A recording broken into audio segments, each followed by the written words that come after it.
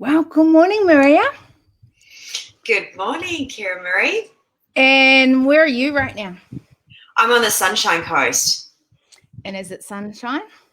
It's been raining here the last few days, probably for the week, but it's sun's come out this morning, and I live like literally next to the beach, so I get to hear the ocean every morning.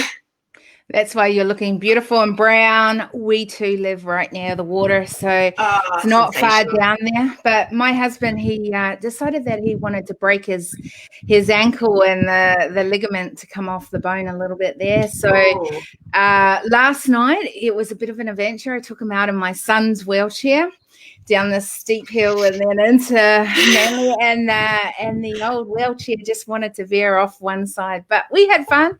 It was a bit of an adventure, but we did it. And I'm not sure that I'll be doing that on a daily basis, but it was good fun. So welcome to the decision table. I decided that I had, look, Nikhil's got to be here. 2 beach bunnies. There we go. Yes. I've always thought of myself as a bunny. What about you? Yeah, absolutely. Yeah. Beach bunnies. Oh my gosh. Anyway, distracted. Welcome to the decision table. Like literally last year, I kept hearing this comment at the end of the year. 2020's really challenging year. I can't wait for 21 to happen. And it kind of got into my brain going, so many people just thought, oh my goodness, I'm going to wake up and it's going to be a beautiful new year, right? And nothing would actually change because they weren't going to do anything different. They were just going, new year, it's going to be different, right?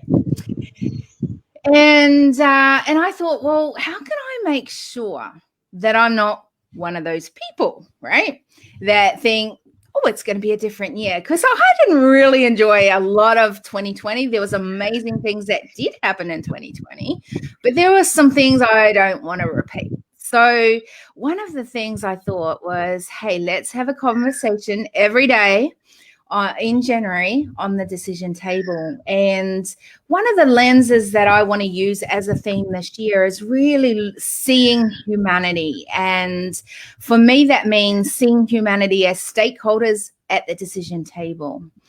And part of that for me, if I break that down even further, is to actually look at what I believe is the need for a new approach to leadership.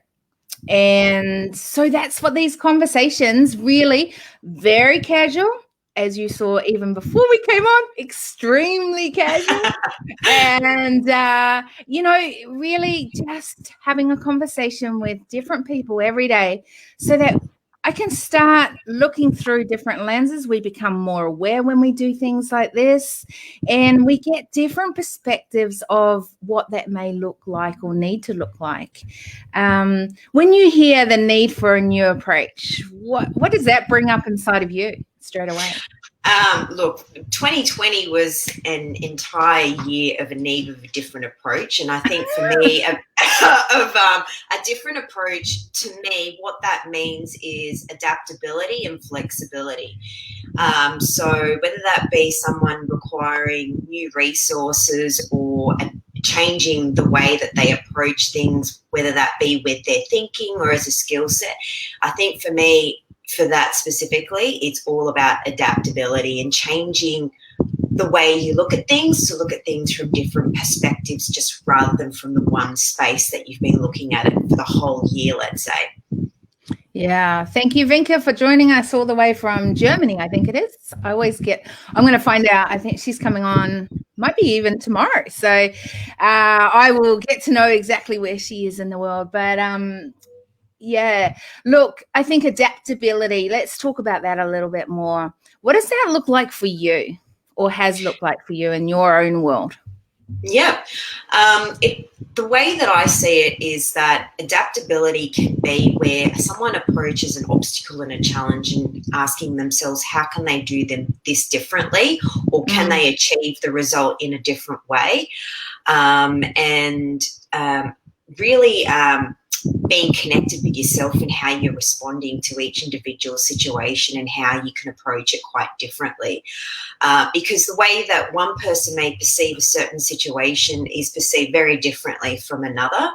So having that change of approach, let's say, allows someone to be highly adaptable and flexible. And I think with everything that had happened last year and still going on, across Australia, is still having that way of thinking to know how to change in how you actually approach different situations, because the way you may have been doing things previously is not the same way you would do things potentially, last year or even this year again.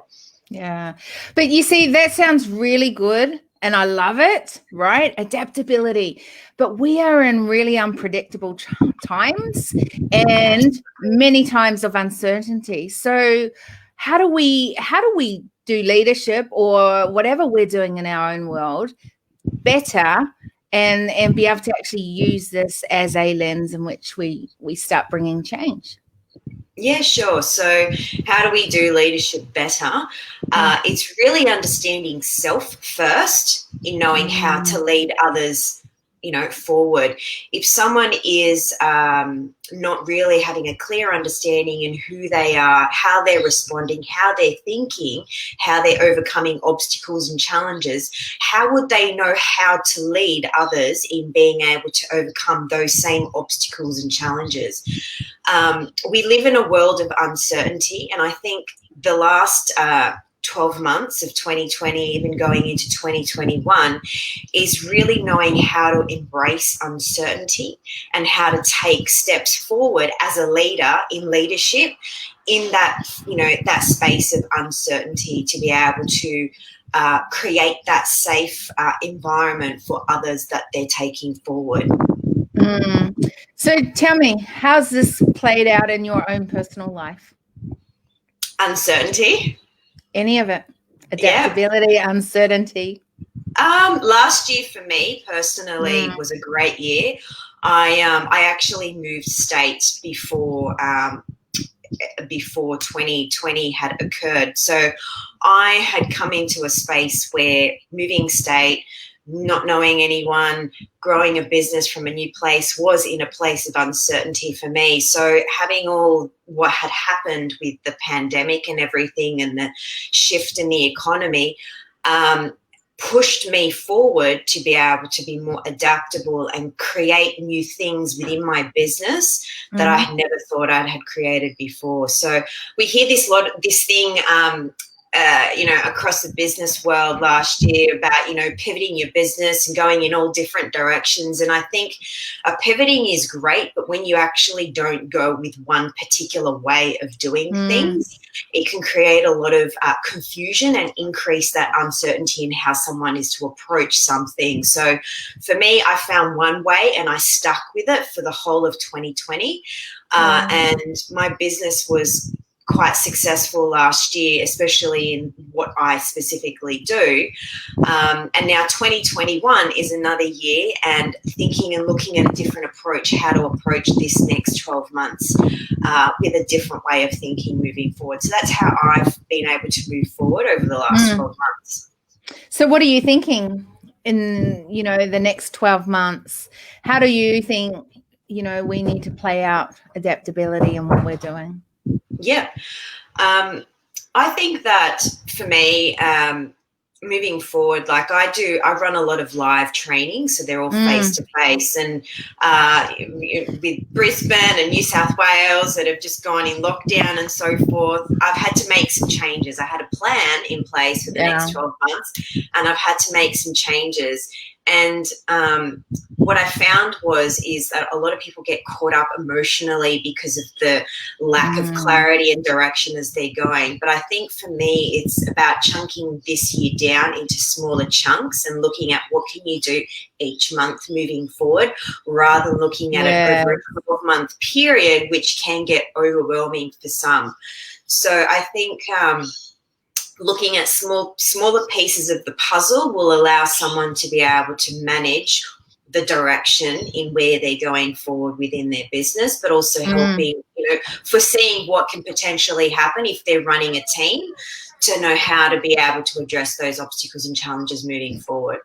Yeah, I agree.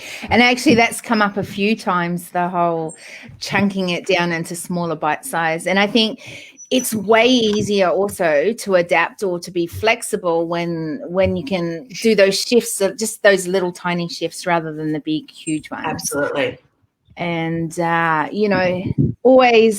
always a good thing when you have that flexibility. It's one of the things I really do teach, is that I believe that we need to be building these ecosystems rather than just this is the business model, because of this reason, that I think that there are times when you don't need to go down that pathway or cannot go down that pathway, but you've got other pathways to choose from. And I think having those bite size is one of the ways in which we can do that. So love that. How do you like, if you're thinking in 5 years time, do you think in 5 years time, 10 years time, are you, I love to play in a big space, and I love to think much bigger than where I'm at right now, or otherwise that would kill me to death if that's all I'm doing right now. And are you thinking that way at all, or? Yeah, look, I have big goals. I have, 5-10 year goals, and where I want to head. And I have that big picture in the back of my mind, but I also focus on what I'm doing right now to be able to move forward towards that big picture. Especially like January now, we're in a time where people are setting goals, moving forward. But that's why I thought it would be a great question to ask. Right? So, and I'm doing a group training at the moment, a webinar training for magnetizing profit for business owners. And one of those things are for to set goals, and some of them either have no vision and clarity of what that bigger picture looks like, and they're so caught up in the number crunches of what's happening in the next 3 months. So it's a matter of getting that person to look at the bigger picture. And then there's some that are so looking too far ahead that they're not taking enough action in the now to create what they want. So setting goals and where you're heading is a bit of there's a balance between the two. You've got to, have that big picture, but also know what you're actually doing in that small chunk to know how to be able to get there and pave that path in moving forward to that bigger picture. Yeah. Are there some indicators you're going to be looking for, or you use as your sort of indicators to help make better decisions and pathways ahead, even in uncertain times? Yeah, absolutely. Critical thinking is number one, because where one critically thinks about something, they're not responding and reacting emotionally. And when a person is not aware of their thinking or how they're responding, decision-making can be impinged upon when they're responding, either when they're angry or they're sad or they're anxious or they're, whatever emotion that might be. So in business specifically, being able to remove that emotional trigger will allow someone to be able to make a congruent decision that is, empowering not only for themselves but also for the business itself. And that can go with anyone. It's even outside of the business world.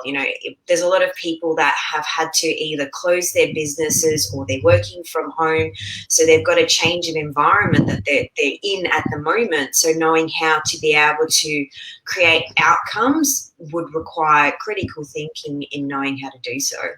Yeah. So give us an example or a strategy in which we can make, think better. Yeah. One of the tools that I give my clients is if they're in a moment where they're responding emotionally, they're getting caught up in their own emotions, is to visually dissociate themselves from when they're actually in it. So see themselves sitting or standing wherever they are, like objectively, And what that does is when someone looks at themselves objectively, like visualizing that process, it removes the emotional charge from that specific situation. You can use this in business, you can use this in relationships, you can use it in any contextual area. So all I get my clients to do is to close their eyes and see themselves, looking at themselves in the picture and waiting for that emotional charge to dissipate. And that will allow them to think about things from a critical space rather than thinking it from emotionally. Yeah, I love that. One of the very first things that I did was write this magazine, just a really basic one. And it was the 10 leadership lessons that I learned from having autistic children. And honestly, one of them in particular has been a strategy or technique I have used throughout my work, my own life. And that is this, that, you know, those that are on a spectrum that have autism, when they make a decision, they just want a particular outcome, a result, right? And they don't have emotion involved in that decision. They just are going, I am going for that, and I'm not looking left or right, which, by the way, can cause a lot of grief at times. But in the other way of it, which was so fascinating, was watching the power of not having the emotion in it. And so I always took that in, and it's been one of the most strongest and powerful things that I've used with clients is removing that emotion out of it. And you know, one example was my son, and he always, as a young little kid, he always wanted to have the Xbox before we got in the car, and he could not. And so he's got autism, and so he could not get in that car until he had the Xbox. And one day I said to my family, we are not getting in that car until we have got him in the car and he's not getting the Xbox, because I just wanted to see what I could, you know, as a family, as a collective, see how far and if we could shift, you know, the whole decision making on that. Do you know what? 4.5 hours later, we gave up. We had exhausted everything, and we just wanted to get in that car. And all we had to do was give him literally 3 minutes on there, because that had been the decision that he had made, and there was no emotion in it, but he was not moving from that until then. And I just thought, wow, there is so much power when you are that focused and you won't let anything. And we threw everything, bribes, you name it. We tried everything to get him, and he would not waver. And I thought, wow, imagine if we were like that, if we were so determined that we wanted that outcome, no matter what challenges were thrown at us, no matter what other successful things looked that way, shiny objects, and we just did that. And that has been a really powerful tool to use and continue to use in my work. And here's the tricky thing. The other day I had an amazing conversation on the decision table with a fantastic woman doing some work with addictions in Arizona. And this is huge things, you know, like years of probably, if not, and we had that conversation, you know, has it come down from generations? Is it environmental challenges that have set it off and things like that? There is a lot of emotion in that. So I get it when there's people who can choose not to have emotion in it. But what about the ones that are not at that point yet, maybe want to be at that point, but haven't got to that point? What would you say around that? Just to clarify, on emotions, what I'm specifically talking about is someone that feels negative emotions. If someone feels positive emotions and it's empowering, it empowers them to make a decision. So I just wanted to clarify that. Mm-hmm.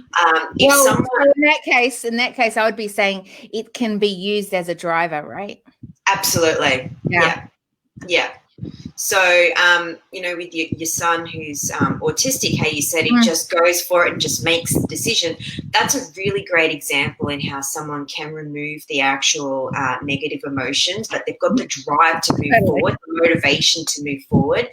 And, the average person who does make decisions like that will feel good about it. They have that gut feeling that they know that it's right and it feels good, and that's an empowering decision when a person makes a decision. So I think for the average person that does experience these emotions, it's a matter of you mentioned about what happens to us in our families and so forth, and a lot of it comes from programming from our parents, our environments as we grow up, and that has an influence in how we actually go about making decisions and how we respond and how we think and so forth.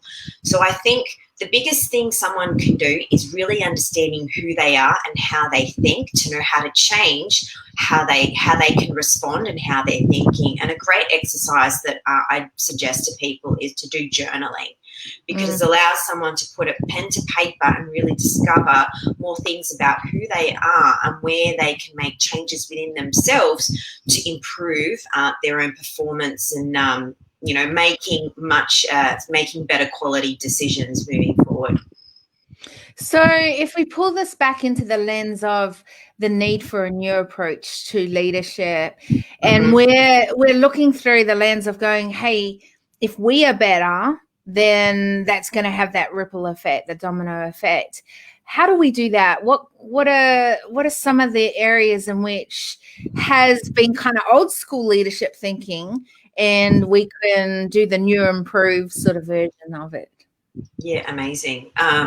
So what a person can do in a leadership position is understand what limitations they're running themselves, because what happens is most people will lead and project based on their own limitations, and then people will respond and trigger those limitations, and then it creates conflict within a leadership group.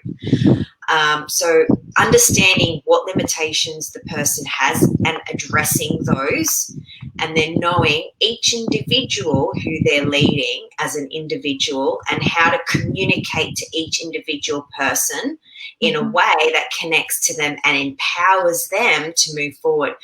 A leader isn't about just telling people what they do. It's about empowering the individual to move forward on their own accord and to take action, and to essentially for them to rise up and become a leader and, and help another group of people moving forward as well. But you mentioned something that I've brought up so many times. I believe that old school leadership is very much the telling leadership, that it was like you had 3 principles, and if you put these 3 principles into place, then it is going to be all merry and you're going to be the most fantastic ever leader, and we'll all live happily ever after.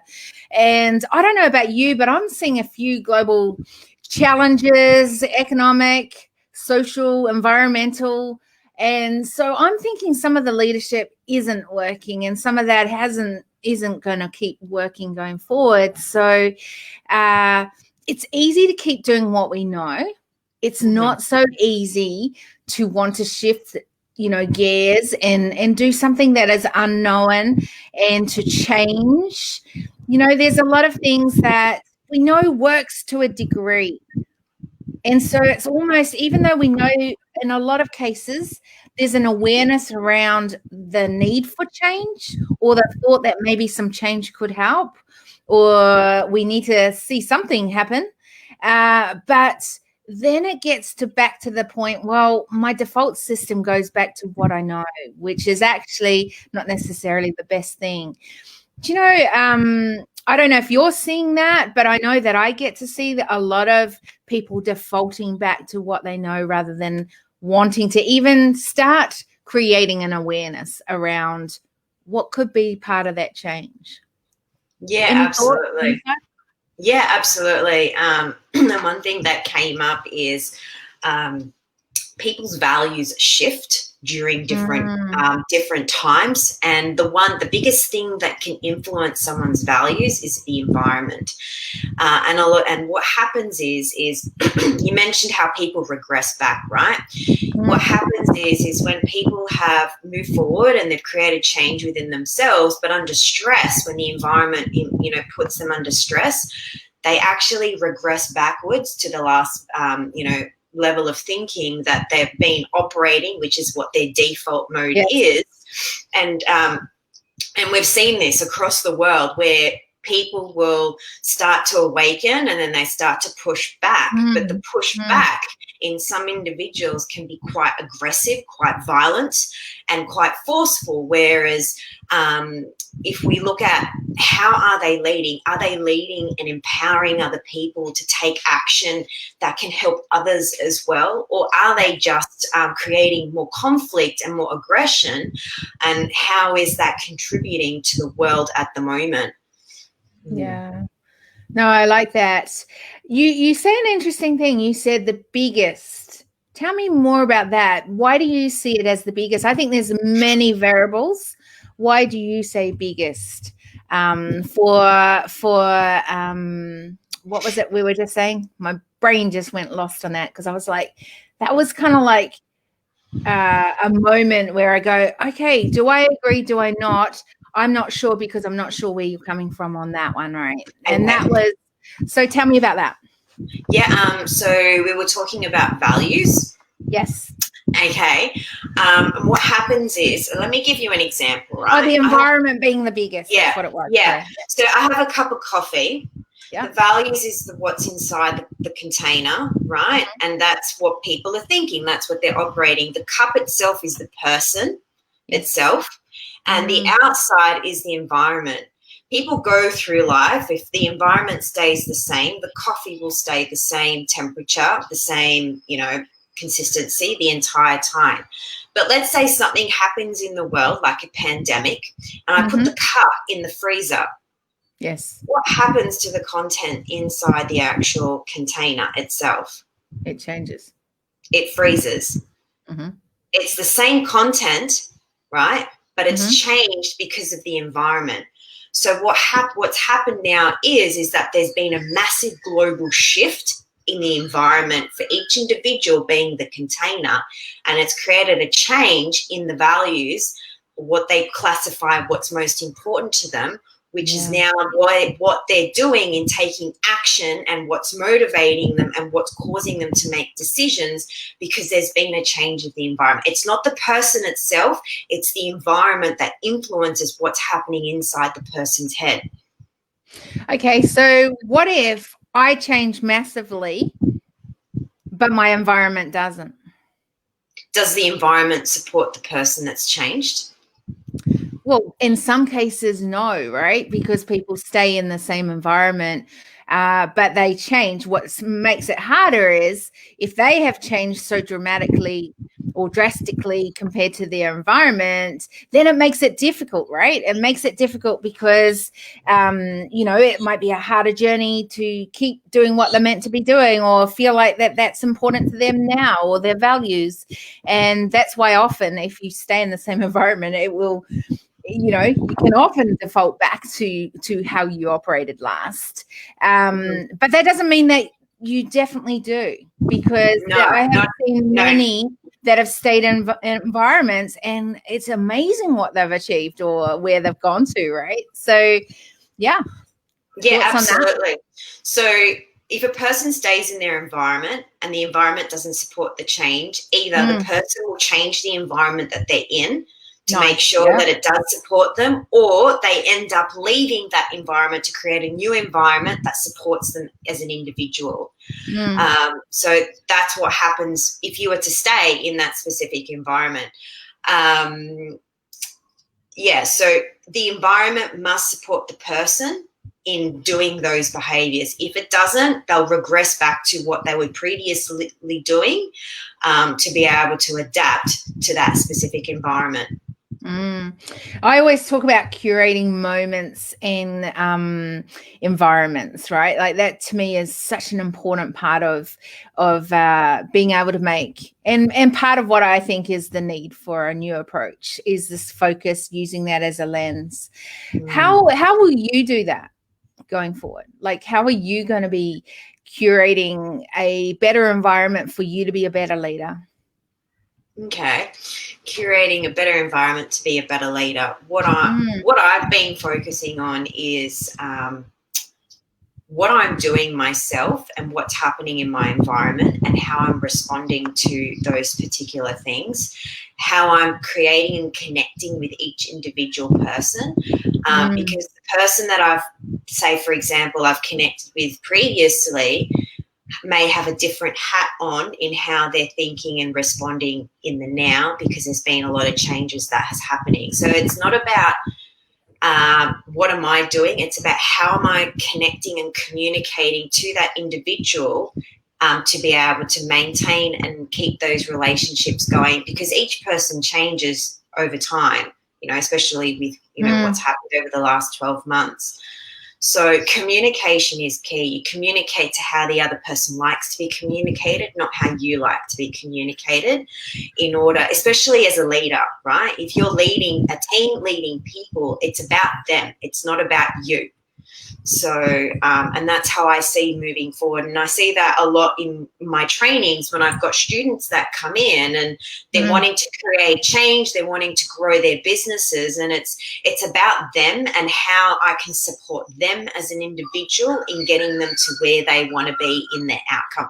And that's with anyone. Like when you go to networking, when you speak to the person at the coffee shop, how can you contribute into their world, their model of the world, and leave a positive imprint on them so as they can go move forward and do the same for others as well. And I think that's, for me, that's about creating a global impact without necessarily doing huge changes to that specific person.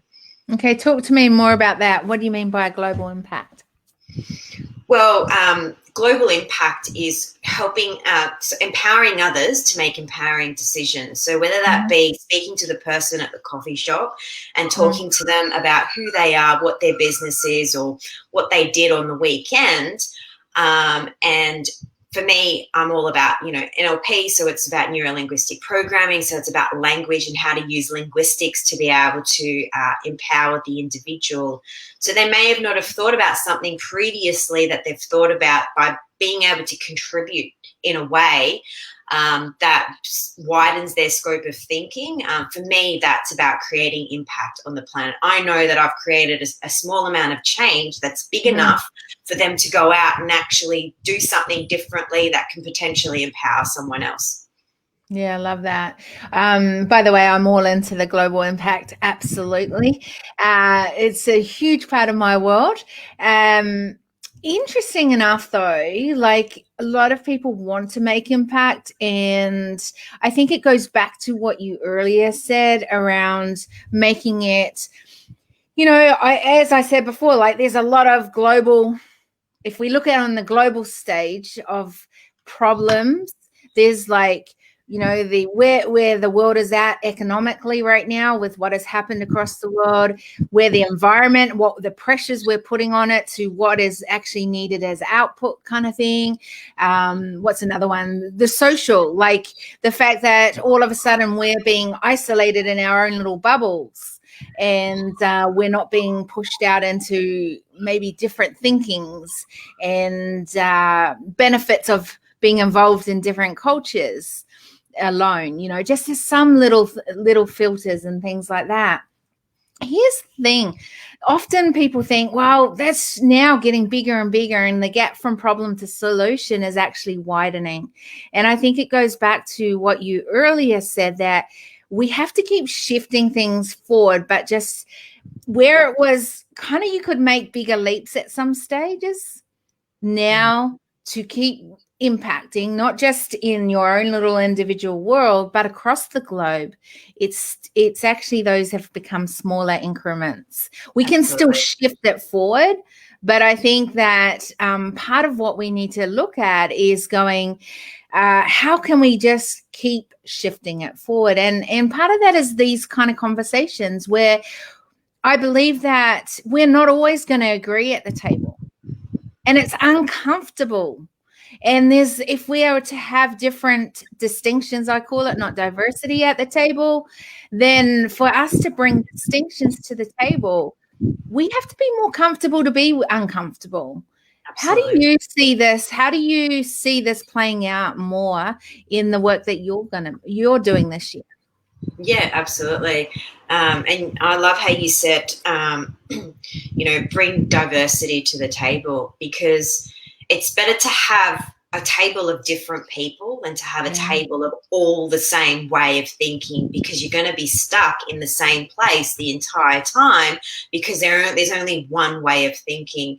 And I think, moving forward is about how can I look at things differently, approach things differently, having that flexibility and adaptability, as I mentioned earlier, and moving forward, knowing how to be able to have options, create options for oneself in how they can actually approach things differently. One of the things that I've noticed is people will move forward, especially last year, with one specific way. But what happens if that doesn't work out? What are you going to do differently? How else are you going to approach things differently?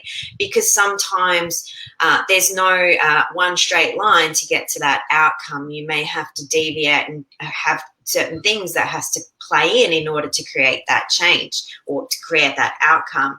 So asking yourself, what other options, what would happen if that wasn't to happen? So flexibility is key, but not just as an individual in terms of thinking and how someone can approach a specific outcome.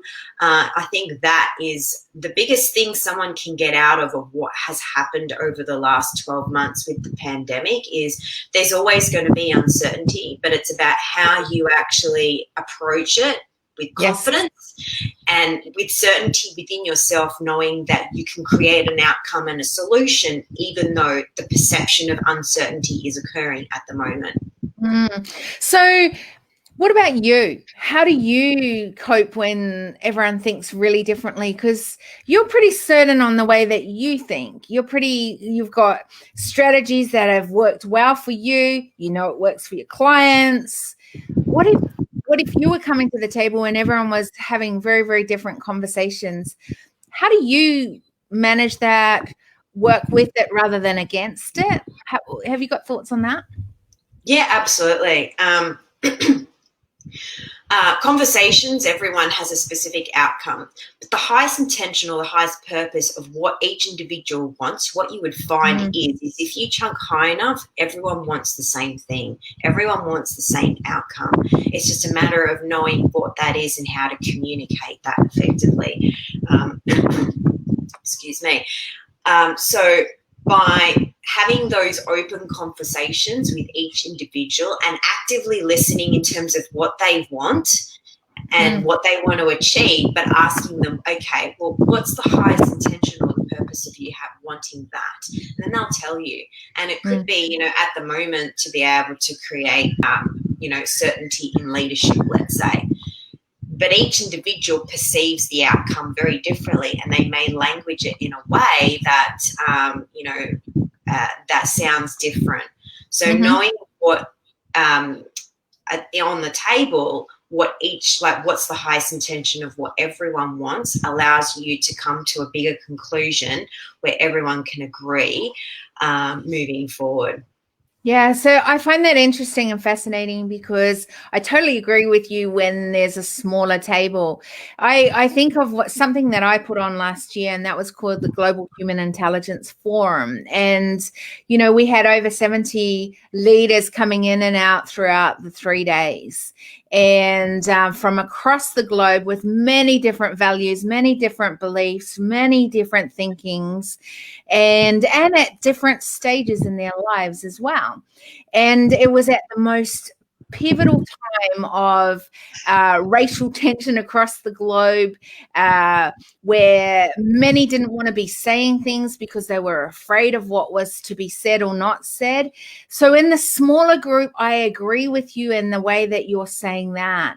In the bigger group, what was powerful about the Global Human and Intelligence Forum, and someone said this to me the other day, was that the openness of the conversation, right from those that keynoted to then I had conversations just like we're doing now with that keynoter, and then we opened it up as an open forum to have conversation, and anyone could ask anything. And in that case, you don't know what's going to be said, where they're coming from with that question, whatever it is.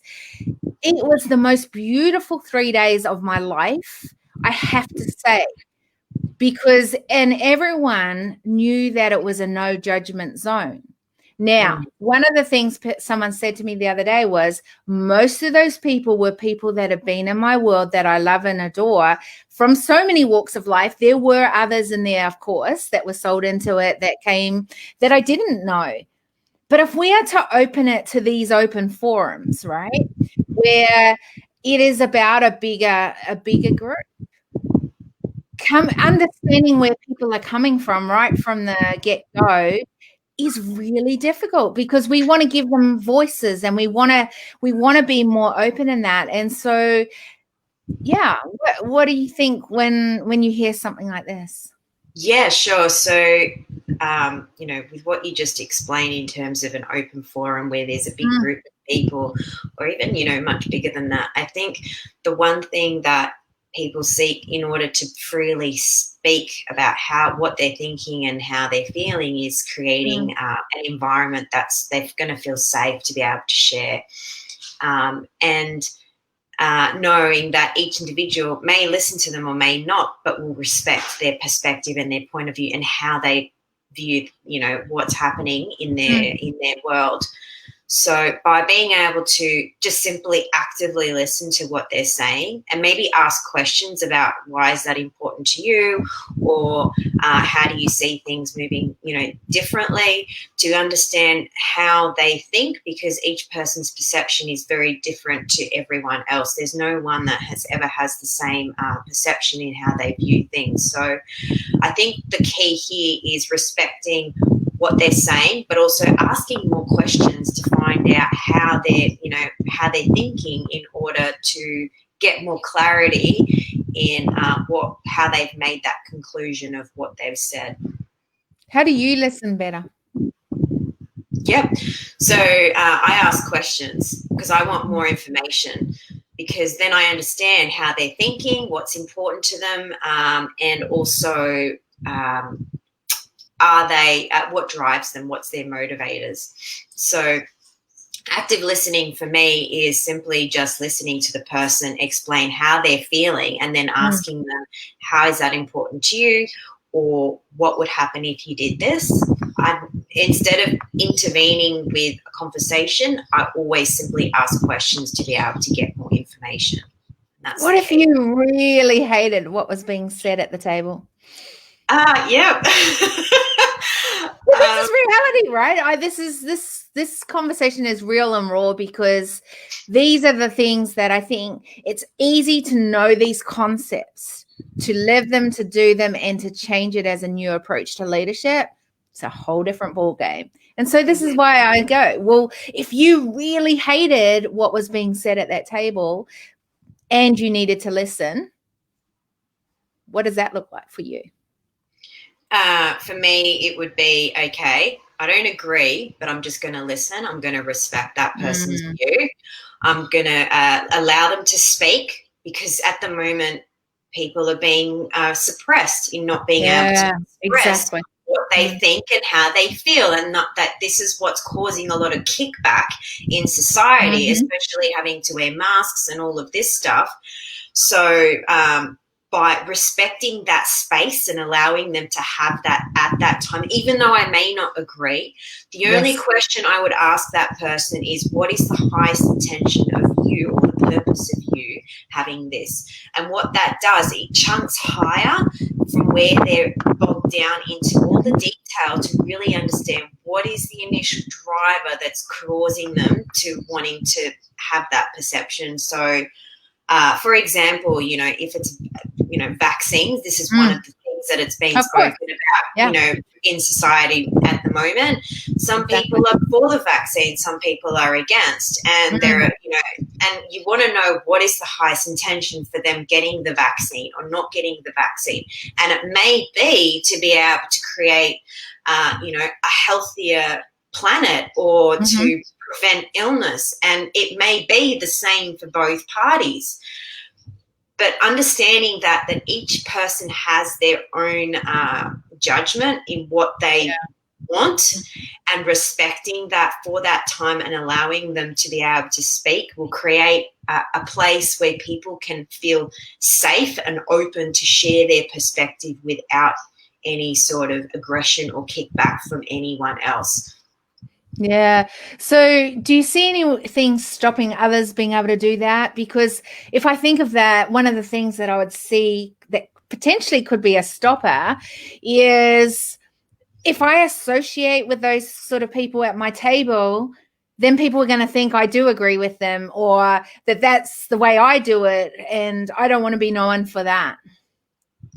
So if you associate with people that disagree with you, well, maybe they're into, and I had this conversation with someone else. By the way, this is not the way I think, but it brought it up, and I was so shocked by it, but I understood it. And that was, they said, but I don't want people like that at my table, literally, because if they are, then people are going to think that I believe that, or that what they're into is what I'm into. And I thought that was a really interesting thinking. Well, let me ask you this. How do you know? How do you know? What do you mean by that question? How would this person know that other people would perceive them that way? And if they did? Yeah, so it's a perceived thought that they're thinking. Yeah, absolutely. Yeah. So, like I said to you, it's better to have like you said earlier, better to have a diverse table than to have a table of everyone that thinks the same. And I totally agree. And I'd like to add that this has not been the norm in the past, right? That's right. Yeah. So again, how do we shift this to going, hey, this is not just okay, this is so much more value, benefit, et cetera, et cetera. To be able to clearly articulate that we're actually allowing different perspectives to come together to create a bigger picture in knowing how to move forward. So diversity on a table, absolutely. And also being true to oneself in what their beliefs are. So if someone sits at a table and they disagree and they're with other people that disagree with them, they know what they believe, they know what their values are, they know what they want, but they're also open to what other people think and also curious in how they're thinking. I think curiosity is the biggest thing that you can have on a table with diversity, because we always want to understand how people are thinking and what's causing them to think that way, whether they agree with you or not. But it's about creating a space of no judgment, respect, and allowing them to freely speak how they're feeling, but also being curious as to how they're actually thinking that way. And by the way, that was one of the things that came out of our conversation really strongly a few days ago. And we said that is part of the need for a new approach, is to have curiosity conversations. Yeah. And so I love that you brought that point back up again. So good. Okay, so here's the thing, though. I believe that there's a few fundamentals to leadership to use as lenses. And part of that is leadership awareness, which we've spoken around.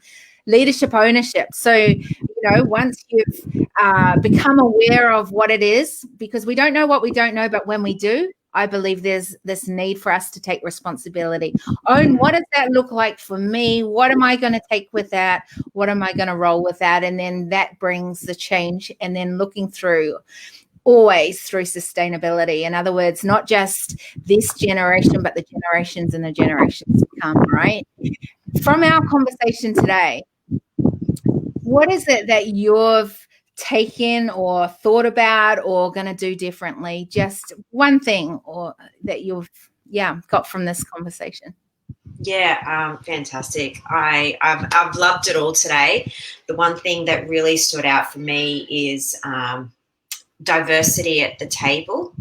So I really loved our discussion around that. But obviously I look at it from a business context, but you've brought it into my awareness in terms of a global perspective, and how to be able to step into that for 2021, being another year of what's happening on the planet at the moment. So I think for me, it's not about what's happening in the now, it's about what's happening in the actual world right now that we can contribute and create change rather than, in our community, or even though we can create these small increments of, change, but how is that impacting on a global scale? Yeah, I love that. Okay, and if someone wants to come along on that journey on how you're impacting across the globe and in your own individual and with your world, how do they get best hold of you? Yeah, sure. So they can connect with me on Facebook, which is Maria Van Vuklis, or The Conscious CEO, or they can jump onto my website, which is mariavanvuklis.com, and have a look through there and book a call with me and so forth. I love that. So my one thing that I've got from this conversation is the reminder of the emotional decisions. And I think it's something I used to be very, very intentional, and it's just kind of part of my decision DNA, but I want to bring it more into my work today, going, what am I still bringing emotion into some of the decisions that I'm making today? And what do I need to leave behind with that emotion and use the emotion that I have to keep driving? I mean, I live by drivers. I believe every vision, every initiative I have, I do a pattern around it called the Decision DNA Culture Pattern.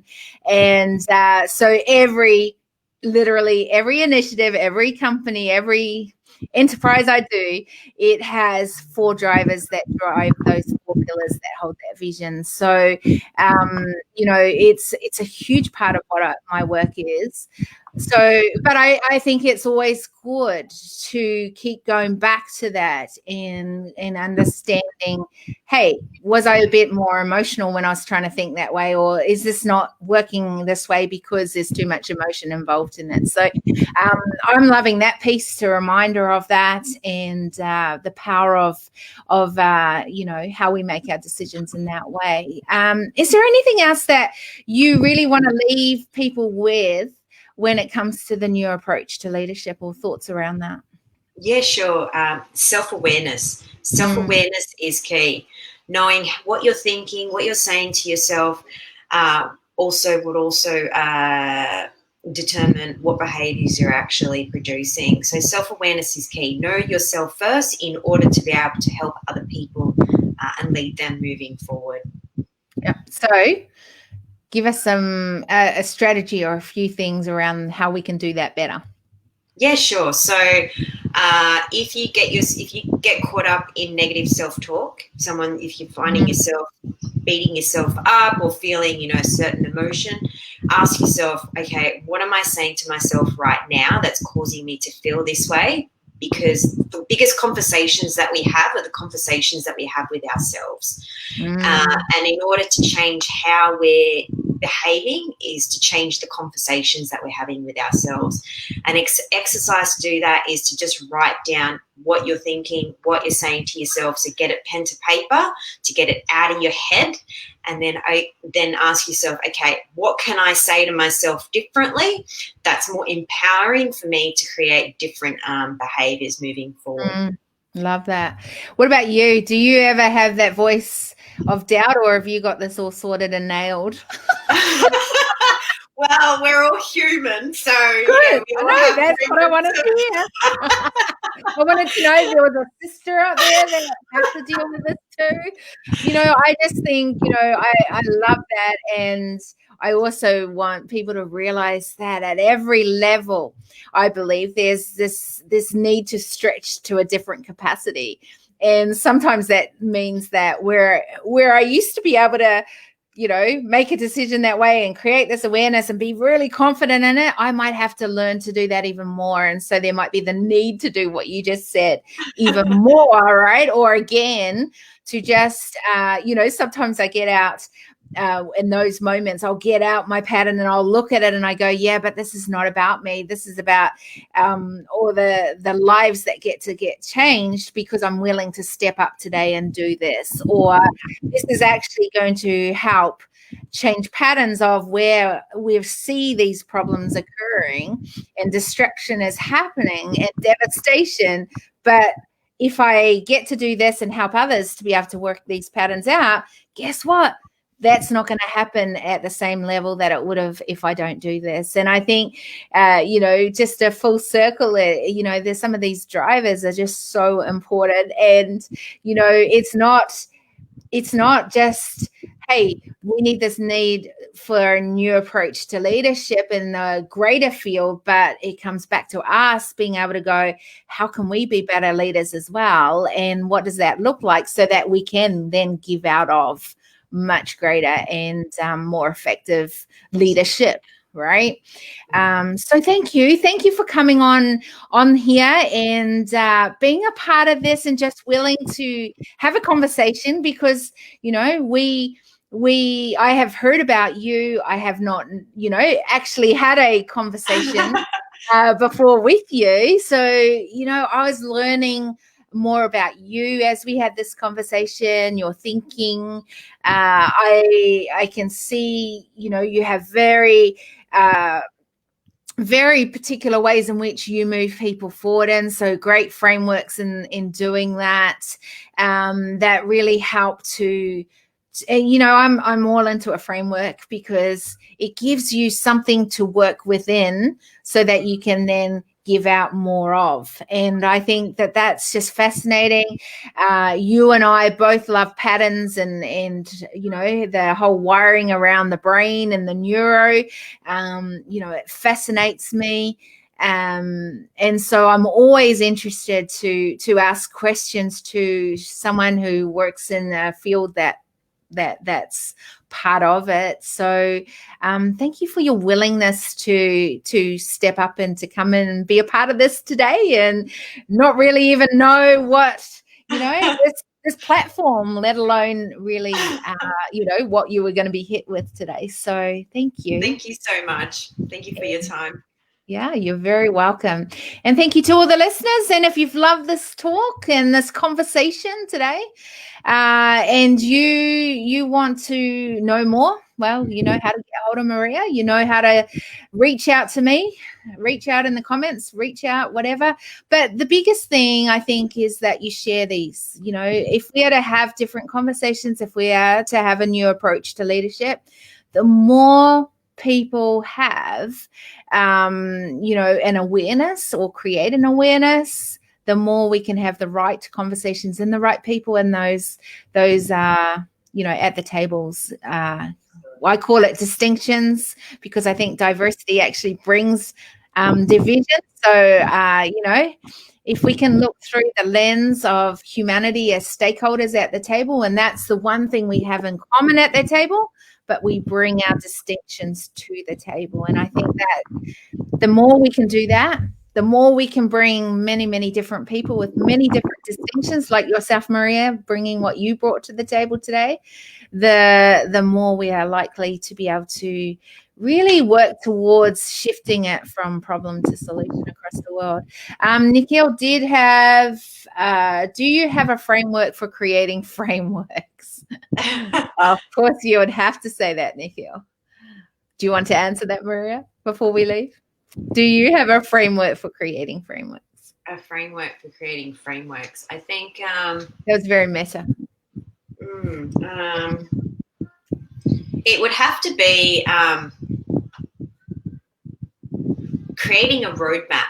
A roadmap is like a framework. You've got to create step by step, like a scaffold. It takes one piece at a time. So being able to firstly establish what each piece is within that framework, or that scaffold or that path to be able to create a complete framework. The only way you can know if a framework works is if you actually test it, and if it does work, then you go ahead with it. If not, you make changes, modify it, and then constantly refine that framework until you actually achieve a sustainable result. Perfect. There you go, Nikhil. That was Maria's answer. And mine is, of course, I have a framework about a framework. And that is very much how I create leadership solution pathways and patterns that create these ecosystems with all these pathways, which are really cool and fun. So, but that is for another talk. Another conversation. Fantastic. I am going to end this broadcast. So thank you so much for being a part of the decision table and being here today. Thank you.